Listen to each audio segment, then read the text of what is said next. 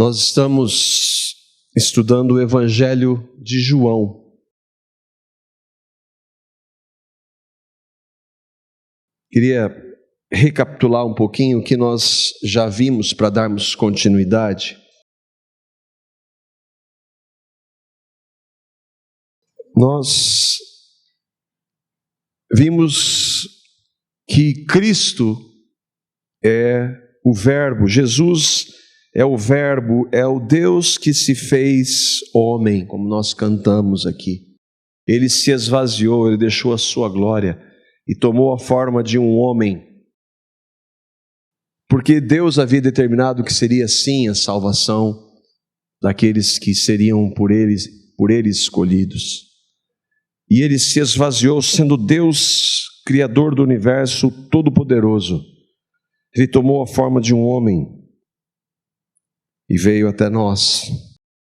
Nós vimos que, aí nós saltamos para João capítulo 3, um texto que é conhecido, versículo 16, que Deus amou o mundo de tal maneira que deu o seu Filho unigênito, para que todo aquele que nele crê não pereça, mas tenha a vida eterna.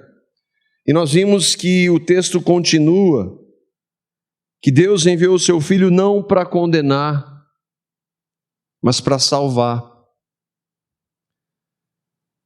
Só que há uma condição, que é crer em Cristo. Quem não crê, já está condenado.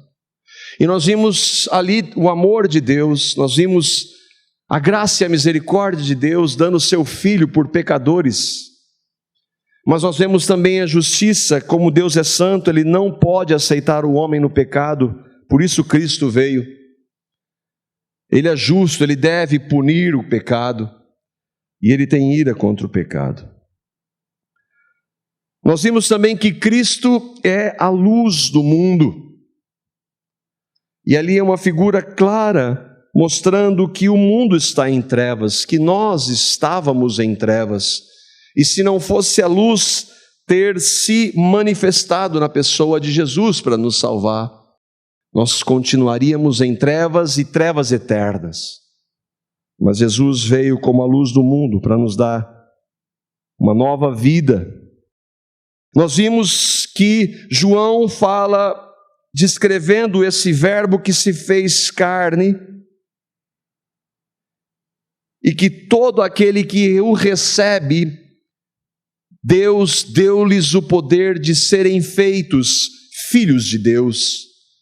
Isso significa que para ser filho de Deus, diferentemente do que popularmente se ouve, nós precisamos receber a Cristo como Salvador e Senhor. E nós fizemos essa pergunta: se você já recebeu a Cristo? Só os que recebem são filhos. Depois nós vimos que Jesus é a verdade. Ele, além de graça, misericórdia, de amor, de justiça, de santidade, Ele é a verdade. Isso é tão importante para nós, um mundo que nós vivemos, onde predomina relativismo. Jesus é a verdade, não há outro meio de se conhecer a Deus, não existe nenhuma outra possibilidade, nunca existiu. Ele é a verdade. E nós tratamos do nosso compromisso com a verdade. Nós não temos compromisso com religião, com denominação, com pessoas. Nós temos compromisso com Deus e com a verdade. E a verdade, ela fere. E graças a Deus por isso. E vimos que Ele veio cheio de verdade e Ele veio cheio de graça. Graça, que é o que nós precisamos. Da sua maravilhosa graça. Manifesta de maneira total lá na cruz, quando Cristo morre por pecadores que não queriam, não buscavam, e ressuscita para dar uma nova vida. E hoje nós vamos ver, eu queria ainda tratar com vocês, continuar um pouco falando da lei e da graça. E eu estava pensando sobre isso. Essa semana eu estava orando e pedindo, eu queria tratar sobre isso. Mas aí eu lembrei que nós nos propomos a estudar expositivamente o livro de João, e já faz algumas semanas que nós não tratamos. Mas eu estava com meu coração incomodado, de falar da graça, e algumas vezes, mas falar de graça, da graça de novo. Irmãos, o ensino da graça de Deus é tão fundamental que nós devemos proclamá-lo sempre. Muitas pessoas que se professam evangélicas não sabem o que é a graça de Deus.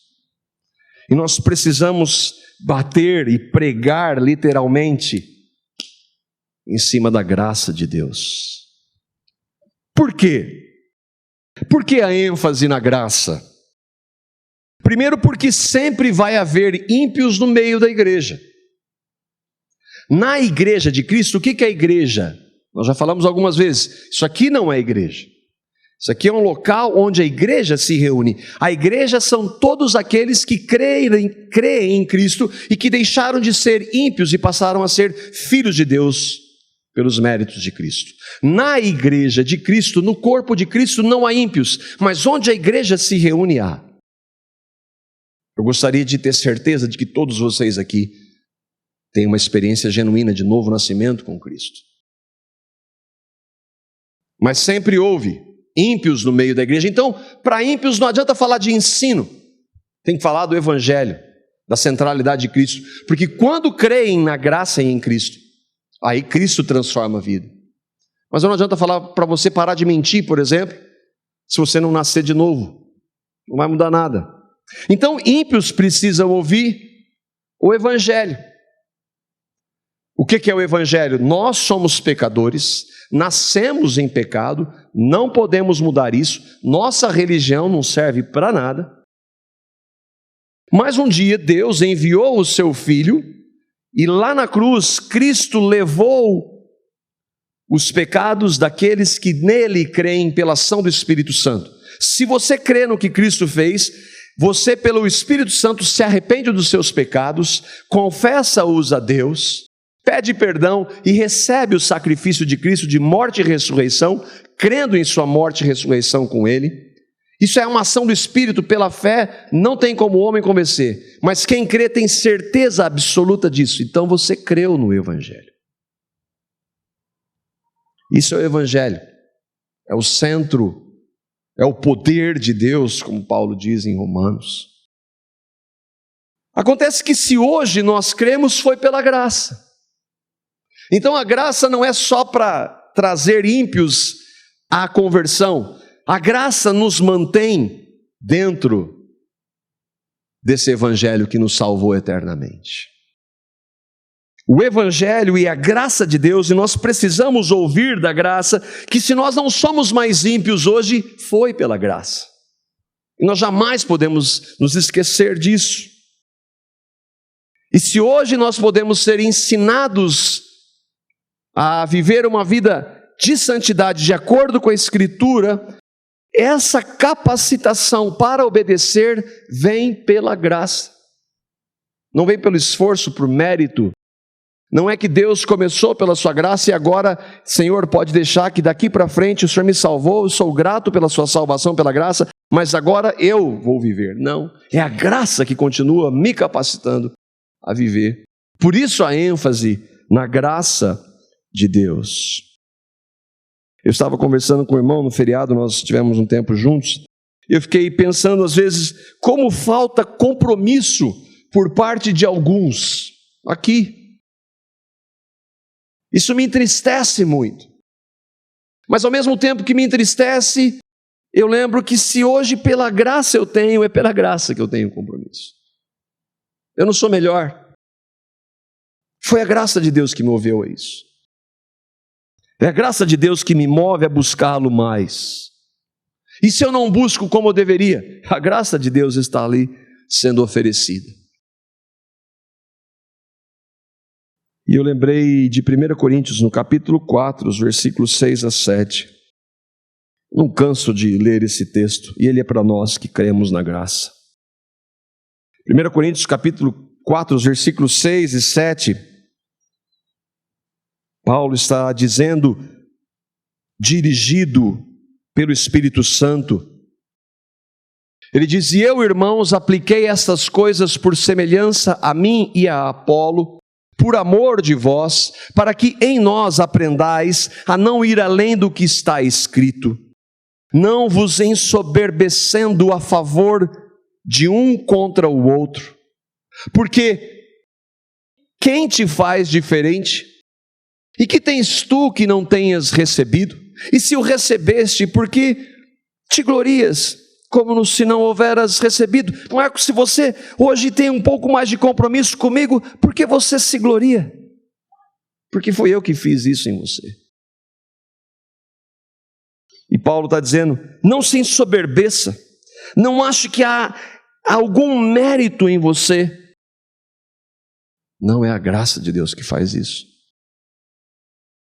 Se você recebeu, como é que você se gloria? Como é que você se considera melhor? É claro que isso não nos isenta da nossa responsabilidade. Porque então, se não há compromisso, então a culpa é de Deus que Ele não fez. Não, é a graça de Deus que nos move. Mas eu e vocês somos responsáveis por buscarmos o Senhor. E não nos isenta, inclusive, das consequências. Quando às vezes eu vejo alguns irmãos, aqueles que professam a Cristo, e que eles estão indo por um caminho que vai ser trágico. Eles não têm ideia das consequências que eles vão sofrer. A graça de Deus não nos isenta da nossa responsabilidade, não nos isenta das consequências pelos nossos pecados. Se eu peco, sou eu. Se há vitória, é Deus por sua graça. Agora, se não houver revelação e compreensão da graça de Deus, não haverá real conversão, nem tampouco real transformação de vida. Se não for a graça de Deus, não há mudança, há religião. Como eu queria tratar da graça, mas eu tinha proposto a estudar, eu voltei para o texto. E ali, em João capítulo 1, versículos 15 a 17, nós vamos ver o que o Senhor tem para dizer para nós hoje nesses textos. João 1, nos versículos 15 até o versículo 17, que diz: João dá testemunho dele, ele exclama: este é aquele de quem eu falei, aquele que vem depois de mim é superior a mim, porque já existia antes de mim. Todos recebemos da sua plenitude graça sobre graça, pois a lei foi dada por intermédio de Moisés, a graça e a verdade vieram por intermédio de Jesus Cristo. Eu queria falar da graça. E está aqui o texto onde nós paramos no versículo 14 e continuamos agora. Versículo 15, João dá testemunho dele. Ele exclama: este é aquele de quem eu falei, aquele que vem depois de mim é superior a mim, porque já existia antes de mim. Aqui é João, o evangelista João, que escreve o evangelho de João, nós vimos, escreve 1ª, 2ª, 3ª João, escreve o Apocalipse. E João, o evangelista, está falando de João o Batista. E ele diz, o João Batista dá testemunho dele. Dele quem? De Cristo. O que o Flávio disse aqui, nós não temos mais nada a falar além de Cristo. Nada eu me propus saber entre vós, senão a Cristo e este crucificado. Paulo diz isso. Nós não precisamos de técnicas, nós não queremos técnicas, nós não queremos tática para trazer pessoas para a igreja, para encher esse lugar. Nós queremos vidas transformadas, e só há transformação de vida pela pregação de Cristo. João Batista tinha um objetivo: anunciar o Messias. Era esse o objetivo dele. Esta era a sua principal pregação, a vinda daquele que eles esperavam, o Salvador do mundo. Não regras, não leis, não religião, uma pessoa. Nós vimos no verso 6 que João Batista era primo de Jesus, meses mais velho. Lucas capítulo 1 narra um encontro desta família. Nós não vamos ler lá e que mostra isso. Quem era esse João Batista, o primo de Jesus? E no versículo 43 diz, ali Isabel, que estava grávida de João Batista, recebe a visita de Maria, mãe de Jesus. E então ela diz assim, isso é maravilhoso, né? Nós lemos esse texto, eu fiquei maravilhado ao lê-lo e queria tratar um pouco mais dele, mas foge do nosso contexto. Mas olha o que Isabel disse: de onde me provém isto a mim, que venha visitar-me a mãe do meu Senhor? E João Batista, na barriga, um neném ali, o Espírito Santo se manifesta em João, naquele bebê dentro do ventre, porque ele estava tendo em contato com Deus na barriga de uma mulher. Isso é demais para nós. E Isabel chama Jesus de Senhor. E foi para isso que ele veio, para ser Senhor de vivos e de mortos. E eu estava pensando, isso veio de que forma? Revelação do Espírito Santo. Se hoje eu e vocês cremos em Cristo como Senhor, como foi? Revelação do Espírito Santo. A mesma revelação que Isabel teve do Espírito, de que aquele homem que estava ali era o Senhor da vida dela, Senhor inclusive de Maria, que ela chama o seu filho de Senhor. A mesma revelação do Espírito dada para Isabel foi dada para nós. Só é possível chamar a Cristo e reconhecê-lo como Senhor pela ação soberana do Espírito Santo. Mas aí está em vermelho aí destacado, mas como que João diz que Jesus já existia antes dele? Porque João Batista é mais velho, vai nascer antes. Porque João sabe que ele não é apenas um profeta. Porque ele sabe que Jesus não era apenas um homem bom, um milagreiro. João sabe que Jesus é Deus. No capítulo 8, nos versículos 57 a 58, os fariseus hipócritas, todo religioso é hipócrita, se arrogavam de serem filhos de Abraão. E ali então Jesus vai dizer quem ele é. E João Batista já teve essa revelação lá antes. Ele existia antes de mim.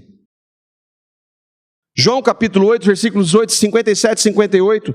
Disseram-lhe, pois os judeus a Jesus, ainda não tem 50 anos e viste Abraão?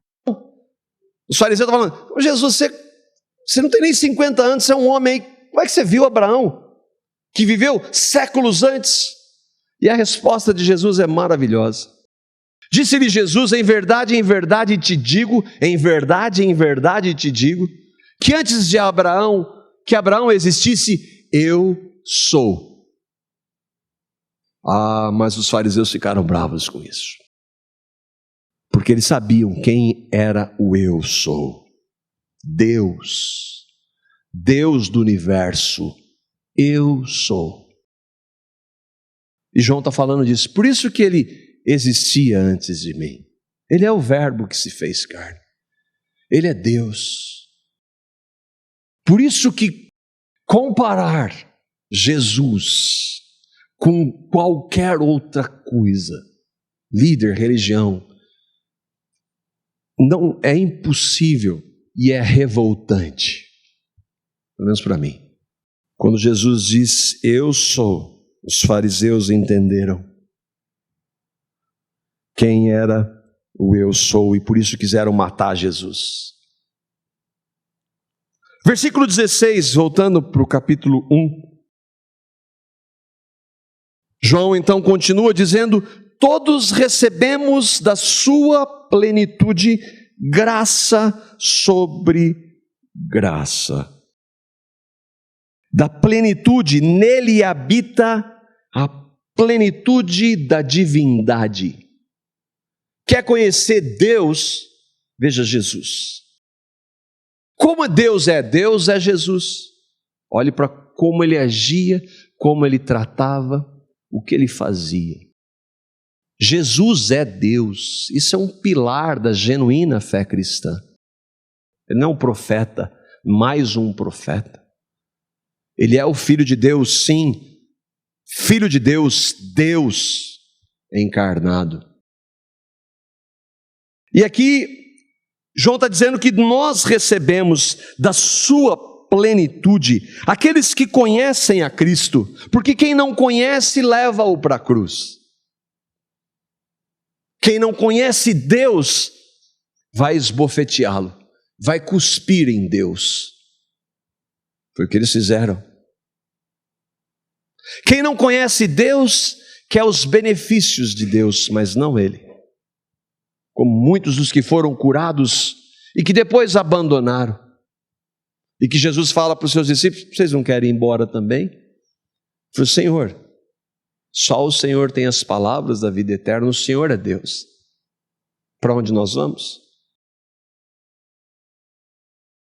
Calvino, comentando esta ênfase da graça sobre graça, comentando Agostinho, diz assim: todas as bênçãos que nos são continuamente outorgadas por Deus, todas as bênçãos que nos são continuamente outorgadas, todo momento, a toda hora, e extensivamente a vida eterna, são não um ressarcimento por conta do nosso crédito, como se fossem salários por nós granjeados, mas provém simplesmente da bondade de Deus, que assim nos remunera com a sua graça prévia e nos coroa com seus próprios dons. Tudo é graça, graça sobre graça, graça mais graça. Por isso que um cristão orgulhoso é uma contradição, é um absurdo. Nossa existência, nós vimos, é graça. O ar que nós respiramos é graça, graça comum. Nossa regeneração, então, nem se fala. Graça. Nossa santificação, graça.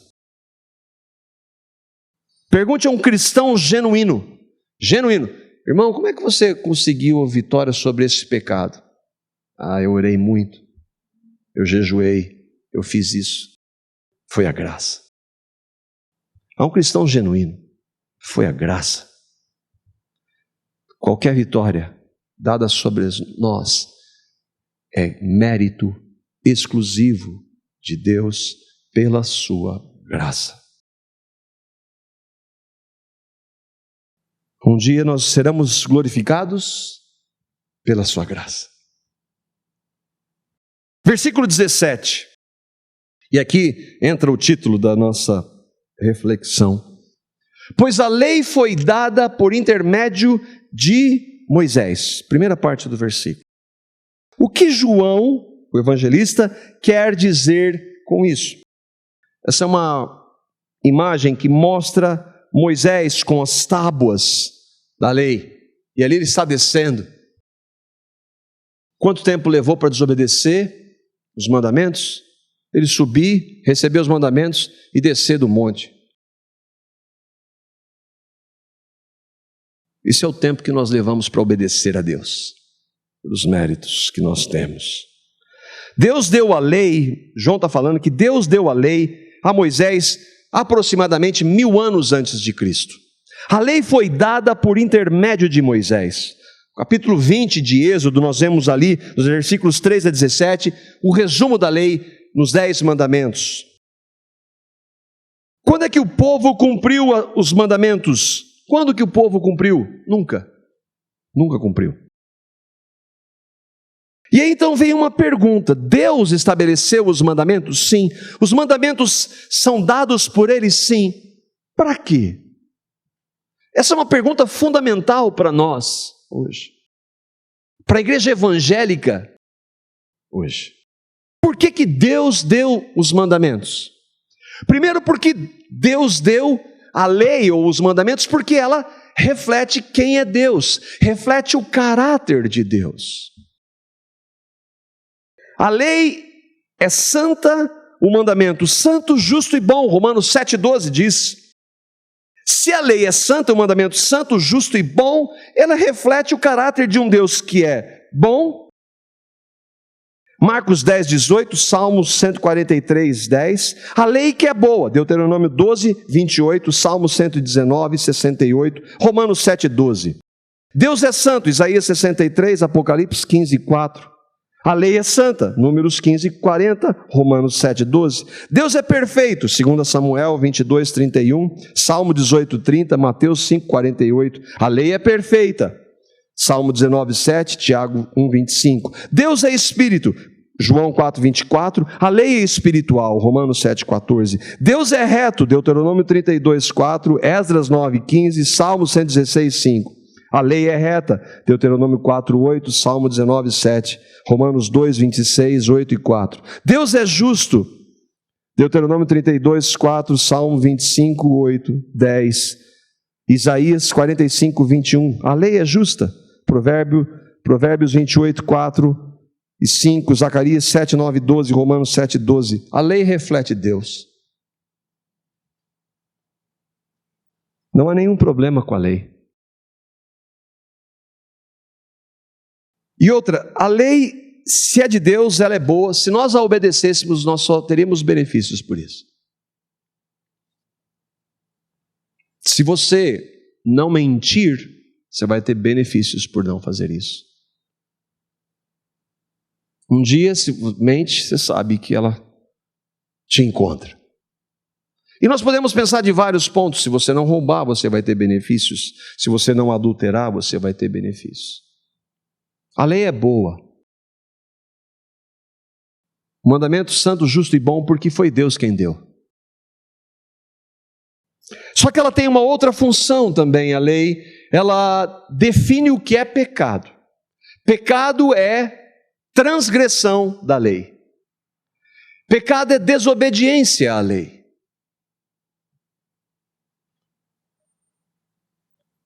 E Romanos, no capítulo 5, versículo 13, e no capítulo 7, versículo 7, mostra qual é a função da lei para nós. Muito claro, há outros textos, mas esses são claríssimos. Olha o que diz. Nós estamos vendo a segunda função característica da lei. Porque até a lei estava o pecado no mundo. O pecado sempre existiu, do momento que ele entrou no mundo, por Adão e Eva, o pecado sempre existiu, passou de geração em geração. Mas o pecado não é imputado não havendo lei. Se não há uma lei que mostra que mentir é pecado, então não tem como mostrar que eu sou o transgressor da lei. Então a lei tem o papel de mostrar aquilo que eu sou. Ela avulta o meu pecado. Que diremos então? É a lei pecado? É claro que não, a lei foi dada por Deus, a lei reflete o caráter de Deus. De maneira nenhuma. De fato, eu não saberia o que é pecado a não ser por meio da lei. Não darás falso testemunho. Eu minto, vi na lei, sou pecador, transgressor da lei, culpado diante de Deus. Pois na realidade eu não saberia o que é outro pecado, cobiça, se a lei não dissesse, não cobiçarás a mulher do seu próximo, os bens do seu próximo. Ninguém faz isso. A lei tem o papel de mostrar que nós somos pecadores. Ela mostra que a desobediência a ela é pecado, transgressão contra um Deus santo, e mostra que nós cometemos pecados. Portanto, a lei tem o papel de mostrar a nossa realidade. Vocês estão vendo que a lei não tem papel de nos levar a Deus. Não, agora eu vi esse mandamento, obedeço e vou diante de Deus. Ó, Senhor, está aqui a lista do que eu fiz de certo. Mas Deus vai mostrar uma outra lista um pouco maior do que eu fiz de errado. E para Ele, ou tudo ou nada. A lei mostra a nossa realidade, a minha e a sua. Eu não conheço todo mundo aqui plenamente. Mas uma coisa eu vou dizer, não se sinta ofendido. Você é um pecador. E muito pecador. Não pode falar isso hoje, isso é ofensivo. Vamos trazer as pessoas, não vamos falar da verdade, vamos falar de maquiar, não vamos falar da verdade. A lei mostra o nosso estado. Todo mundo sabe que essa imagem aí representa os 10 mandamentos, né? As tábuas da lei. Os mandamentos de Deus não se resumem aos 10, há vários outros, mas refletem muito bem. O número 1 diz: não terás outros deuses diante de mim. Muitos que nasceram em berço evangélico, graças a Deus, nunca tive, mas dinheiro, como é que é? Como é que você trata o dinheiro? Ah, eu não tenho dinheiro. Os que amam e não têm, a palavra fala. Os que querem ficar ricos. Não precisa ser rico para amar dinheiro.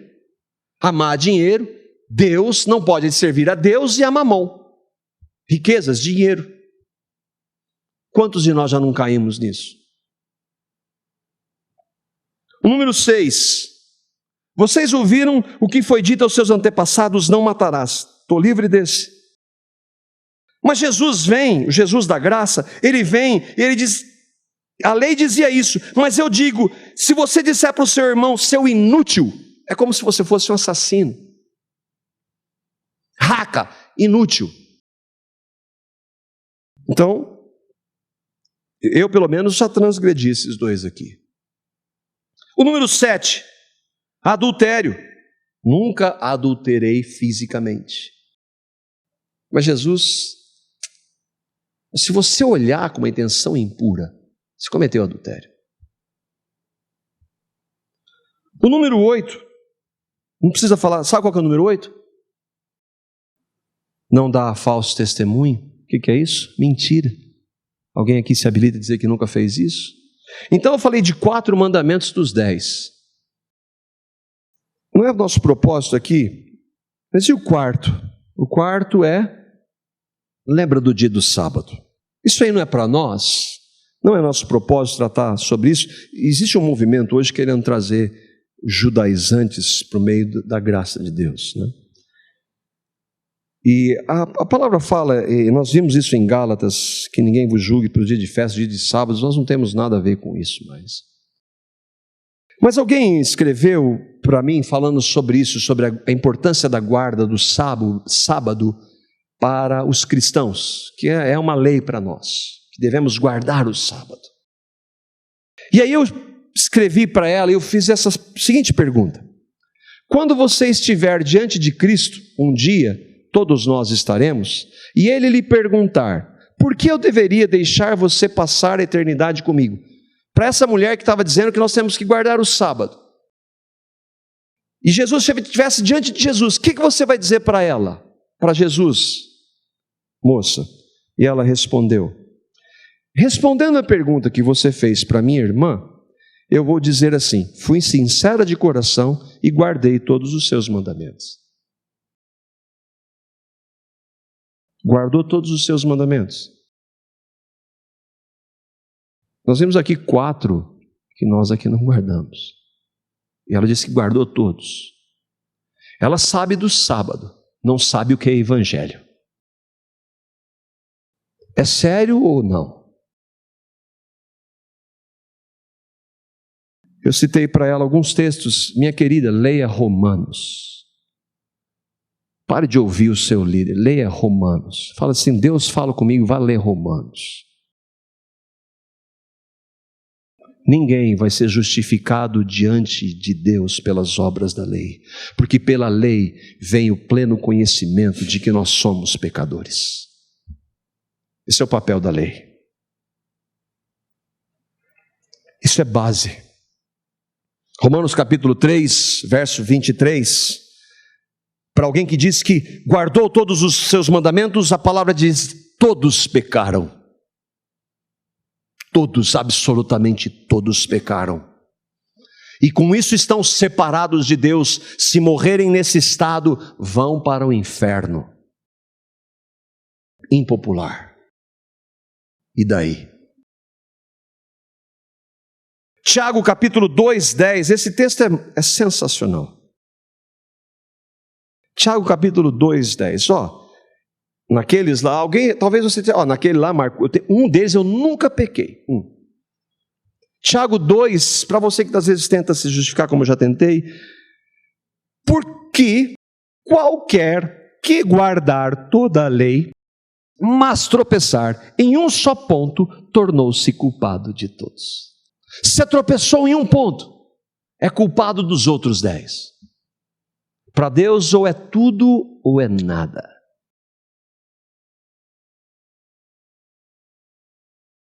Ela disse que foi sincera e guardou todos os mandamentos. Nós vemos que isso é impossível. Então nós vemos que a lei não salva. A obediência à lei não salva.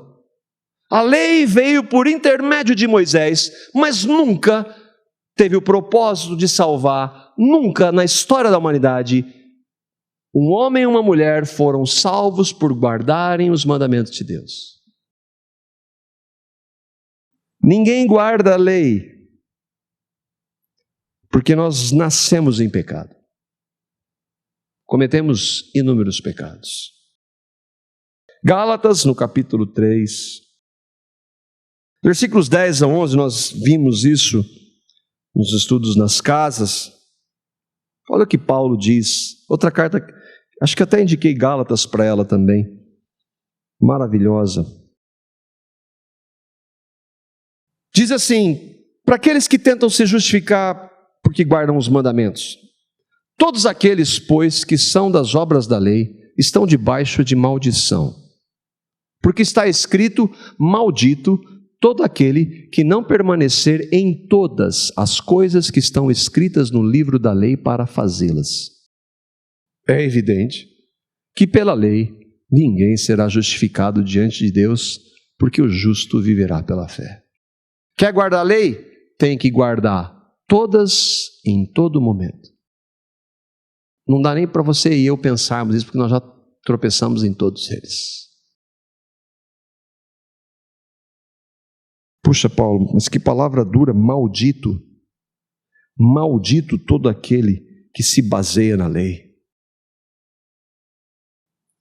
É muito pesada essa palavra. Sabe por quê? Porque quando eu vou querer me justificar diante de Deus por causa da lei, o que eu estou fazendo? O que os fariseus fizeram? Cuspiram em Cristo, esbofetearam a Cristo. Eu não preciso do Cristo, do Deus que se fez homem e morreu na cruz. Eu me garanto, é maldito. Porque a hipocrisia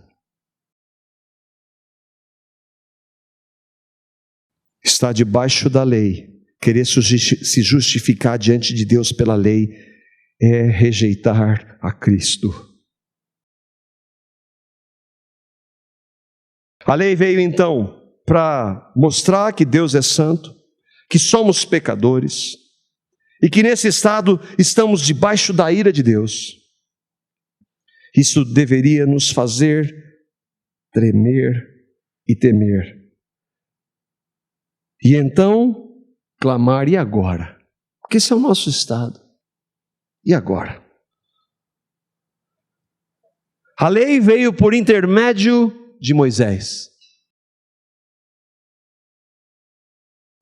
Mas a graça e a verdade vieram por Jesus. A lei nos leva para Cristo. A lei mostra que nós somos pecadores e que se nós, pela ação do Espírito Santo, vermos como somos pecadores, nós vamos dizer: Senhor, tem misericórdia.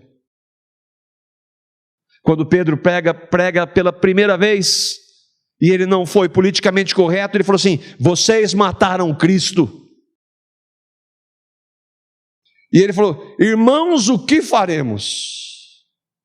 O Espírito Santo levou aquelas pessoas ao arrependimento. E agora? Eu sou isso aí. E agora? Agora a graça e a verdade vieram por intermédio de Jesus Cristo, que é a verdade. Ele é o único que pode salvar pecadores. Práticas não podem, religião não pode, só Cristo pode. Por isso que não dá para admitir qualquer outro meio. Por isso que a palavra não permite qualquer outro meio. Não se trata de doutrina, se trata da verdade contra todas as formas de mentira. Jesus, Ele é o único que veio e cumpriu toda a lei, plenamente toda a lei. E Ele dá o seu cumprimento para aqueles que o recebem pela fé. A graça e a verdade são inseparáveis, irmãos. Em Cristo veio graça e verdade, verdade que confronta, mas a verdade que confronta é de alguém que ama. E quando movidos pelo Espírito Santo, arrependimento, aí nós somos levados à graça. Essa maravilhosa graça, superabundante graça. Paulo, na carta aos Gálatas, no capítulo 3, versículo 24, ele vai dizer o propósito da lei. Ele diz: de maneira que a lei nos serviu de aio para nos conduzir a Cristo. Aqui ele está entendendo pela revelação do Espírito Santo, para que pela fé fôssemos justificados. Quem? Paulo está falando daqueles que creram. Ele está dizendo, nos serviu, nos conduziu, fôssemos justificados. É para aqueles que recebem a Cristo. O que é esse aio? É tutor. Era alguém que conduzia uma criança que não sabe o caminho e precisava de um tutor que ensinava. Os pais não estavam presentes e pegava aquele tutor e cuidava e guiava aquela criança pelo caminho que ela deveria andar. A lei tem esse propósito. E como é que ela faz isso? Ela está dizendo, a lei de Deus está dizendo: Marcos, você consegue ver que você não consegue obedecer nada, que você não tem condição de obedecer, e que se você continuar nesse estado desobediente e pecador, você está condenado justamente e eternamente.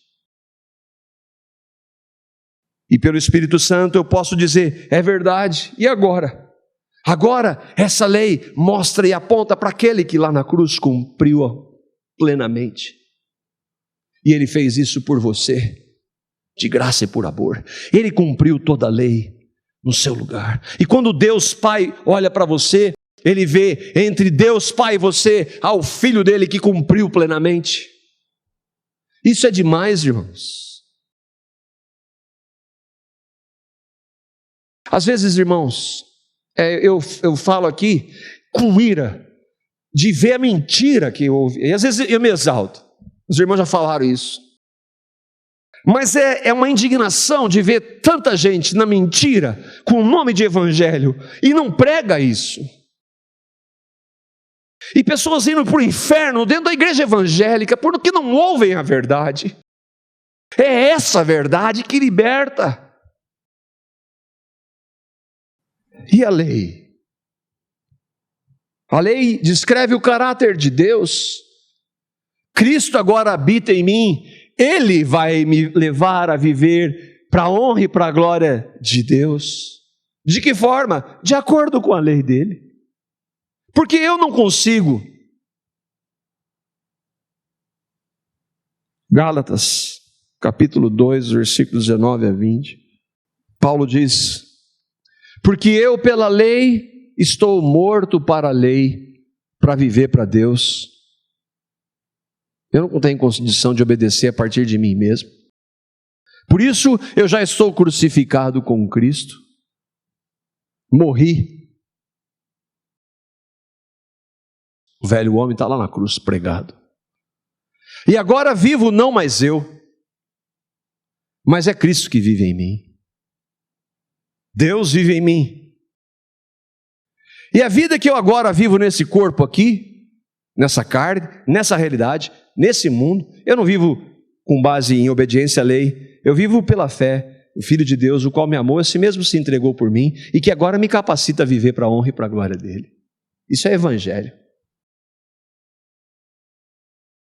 Eu não podia obedecer, mas quando aprove a Deus revelar Cristo em mim, pela sua graça, pelo seu Espírito, Ele mostra Cristo, eu recebo e agora Cristo vive em mim.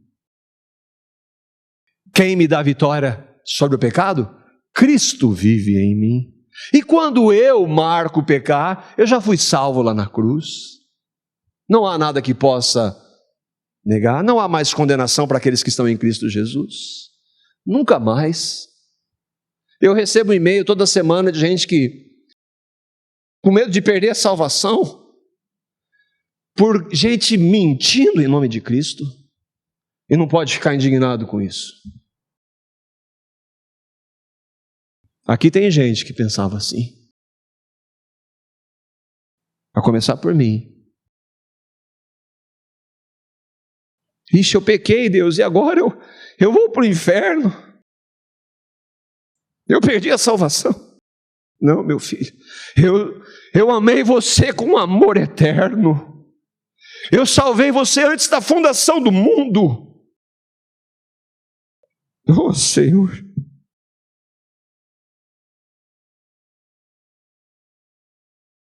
Essa graça é maravilhosa. Cristo vive em mim agora. Cristo é minha vida. Ele é Senhor da minha vida. E a lei? Aí ele vai dizer em João 14:15: meu filho, se você me ama, obedeça os meus mandamentos. Anda comigo, eu te faço perfeito.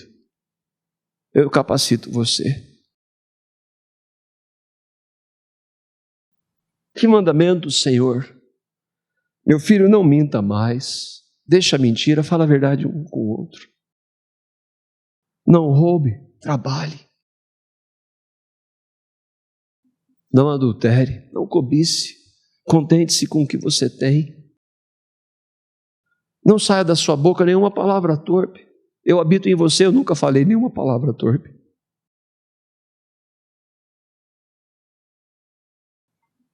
Ame, perdoe. Ame o seu inimigo. Perdoe o seu irmão. Cristo vive em mim e Ele me capacita a viver para a glória dEle. Jesus não veio anular a lei, Ele veio cumprir, Ele falou. E Ele em nós nos capacita a andar segundo o caráter dEle descrito em sua lei. O maravilhoso é saber que ainda que eu tropece, Ele não me deixa de amar e eu não perco o que Ele fez por mim. E é por isso que eu quero amá-lo praticamente, obedecendo os seus mandamentos. O que a gente pode aplicar? Você entendeu que a lei não pode te salvar? Houve um momento na sua vida que você se rendeu a Cristo? Clamou misericórdia pelos seus pecados, pediu perdão e creu no que Ele fez na cruz? E se você entendeu e creu, você entende que Cristo habita em você? E que eu e você precisamos andar nele para que Ele nos capacite a viver uma vida que o honre?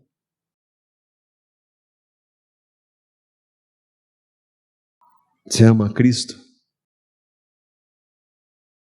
Que Ele nos capacite a viver para a glória dEle.